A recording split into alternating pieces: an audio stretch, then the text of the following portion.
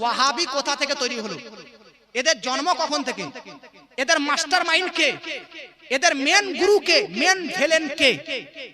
তো ওয়াহাবি সম্প্রদায় দলের main villain, mastermind, main গুরু হচ্ছে এই ভারতের নয়, সে হচ্ছে নাজদ শহরের। কোথাকার? জোরে বলেন, একটু কথা বলেন। কোথাকার? নাজদ। এই শহরটা আছে কোথায়? এই নাজদ শহরটা আছে আরবের পূর্ব দিকে। কোন দিকে? পূর্ব দিকে। ১৫০০ বছর আগে নবীজি বলে গিয়েছিলেন পূর্ব দিক, আরবের পূর্ব দিক করে ওই দিক থেকে দ্বন্দ্ববাজি, ফিতনা বার হবে আখেরি জামানাতে। নবীজির কথা সত্য হলো কি হলো না? ১৫০০ বছর আগে নবী বললেন আরবের পূর্ব দিকে মুখ করে যে ওই যে দেখো এই দিক থেকে দুনিয়াতে বিভ্রান্তকর, দুনিয়াতে ফিতনা করবে, দ্বন্দ্ববাজিরা আসবে।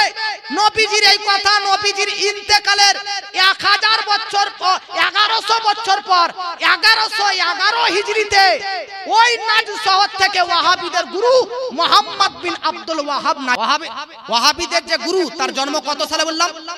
১১১১ সালে। এখন চলছে ১৪৪৭। কত বলেন?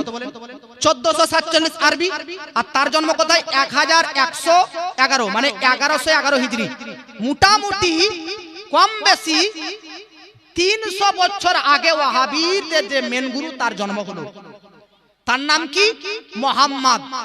যে ওয়াহাবিদের গুরু, তার নাম কি বললাম? নাম তো জবর, কিন্তু ব্যক্তি হচ্ছে খারাপ। এজন্য কারো নামে কারো পরিচিত নয়, তার চরিত্র, তার আকীদা, তার ঈমানের উপর তার পরিচয় হয়। কথা বুঝতে পেরেছেন? আরে হযরত আলীকে যে শহীদ করেছিল তারও নাম ছিল আব্দুর রহমান ইবনে বালজাম, সেও ছিল একজন মুনাফিক। ঠিক ওয়াহাবিদের যে গুরু মুহাম্মদ, তার বাপের নাম কি? কি আশ্চর্যের বিষয়, ওয়াহাবিদের গুরুর নাম মুহাম্মদ, এর ভাইয়ের নাম কি জানেন? এরা দুই ভাই, এর ভাইয়ের নাম সুলাইমান। ই হচ্ছে পাক্কা সুন্নি মাযহাব মান্যকারী। একদম দায়িত্ব ছিল তার শহীদ। কথা বলতেছি, স্টেজে আলেম আছে, ভুল হলে বলবে। ওয়াহাবিদের গুরু মুহাম্মদের ভাই সুলাইমান সুন্নি। শুধু তাই নয়, ওয়াহাবিদের গুরু মুহাম্মদ এর বাপ আব্দুল ওয়াহাব, তিনি নেককার ব্যক্তি ছিলেন, ইমানদার ব্যক্তি ছিলেন। সেও ছিল হাম্বলি মাযহাবের মান্যকারী, পাক্কা সাচ্চা আহলে সুন্নাত সুন্নি জামাতের লোক। তাহলে ওয়াহাবি যেখান থেকে শুরু, তার আগে তার বাপ দাদারাও ছিল কি? জোরে বলেন কি? আরে দায়িত্ব। ওয়াহাবির দাদার নাম কি জানেন? ওয়াহাবির দাদার নাম হচ্ছে সুলাইমান। কি নাম? ওয়াহাবির গুরুর ভাইয়ের নাম সুলাইমান, দাদার নামও সুলাইমান। এজন্য মিক্স করবেন না। দাদা সুলাইমান, দাদার বাপের নাম হচ্ছে আশরাফ আলী।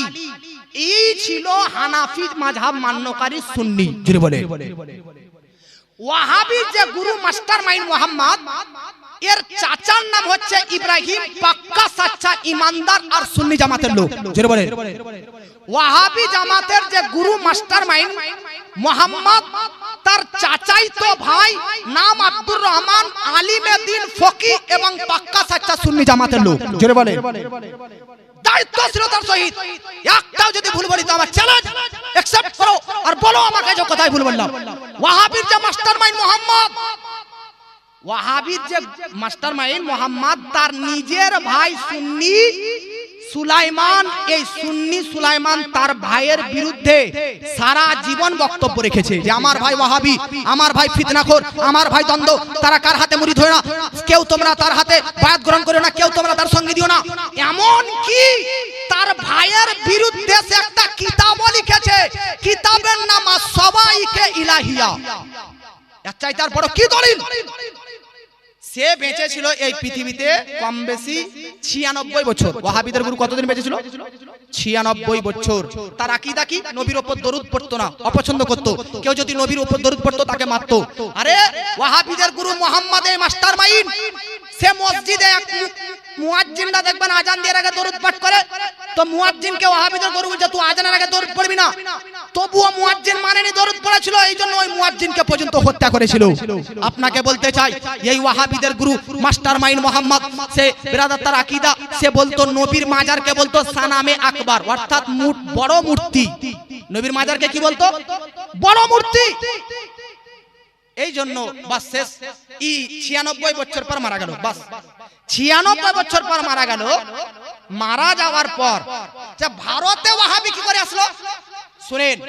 সর্বপ্রথম ভারতে 1240 হিজরিতে, আজ চলছে 1447, 1240 হিজরিতে ওয়াহাবি ওই নাজ শহরের সেই মেন ব্যক্তি যে মুহাম্মদ বললাম, সে ঈমান ধ্বংস করার একটা কিতাব লিখেছিল। কিতাবের নাম কিতাবুত তাওহীদ আরবিতে।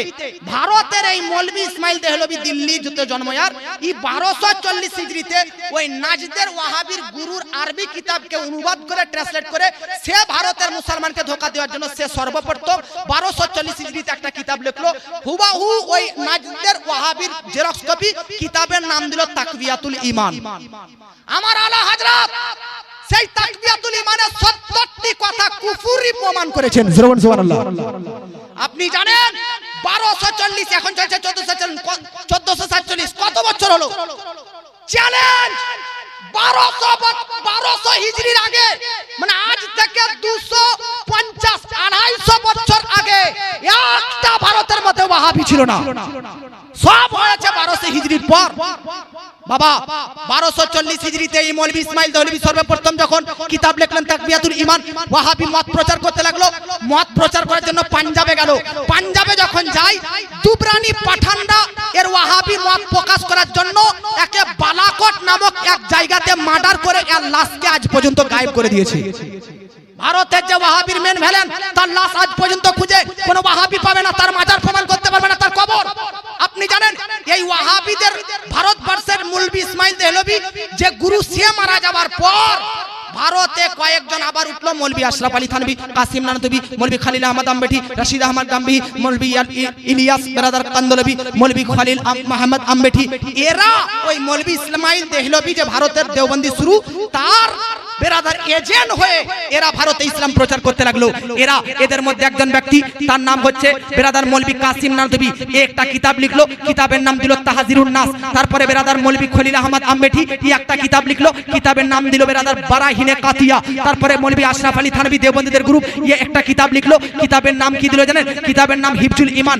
সব কিতাবে যখন বেরাদার ভ্রান্ত মতবাদ, আজকে কুফরি কথা লিখলেও কখনো নবীকে মাটির বলে, কখনো নবীকে গায়েব জানা বলে, কখনো বলে আল্লাহ সম্পর্কে মিথ্যা কথা বলে, কখনো বলে আল্লাহ বেরাদার বুড়িয়া, কখনো বলে আল্লাহ বেরাদার আল্লাহর আকার আছে, কখনো আল্লাহর দেহ আছে। আল্লাহ সম্পর্কে, নবী সম্পর্কে, ওলি সম্পর্কে, বুজুর্গ সম্পর্কে, ফাতিহা সম্পর্কে, তিজা 40,000 বাসিয়া সম্পর্কে। শুধু তাই নয় বেরাদার, সবে বেরাত, সবে কদর, সবে মেরাজ সম্পর্কে যখন এই ওয়াহাবিদের দেওবন্দি গুরুরা বেরাদার 1240 হিজরির পর কিতাবে লিখে বেরাদার মিল্লাত ইসলামিয়া ভ্রান্ত মত ছড়াতে লাগলো, তখন 1272 হিজরিতে আলা হযরত জন্মগ্রহণ করে 1500 কিতাব লিখে জগৎবাসীকে ঈমানের হেফাজত করলেন।